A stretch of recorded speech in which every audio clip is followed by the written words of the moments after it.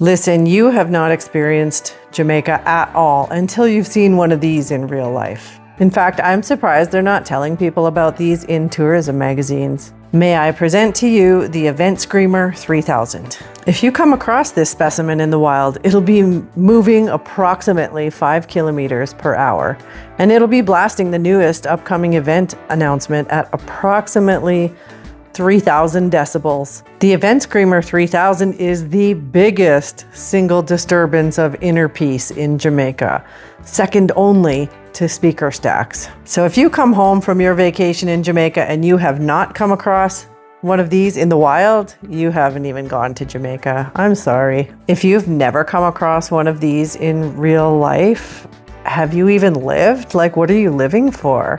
Oh, right, inner peace.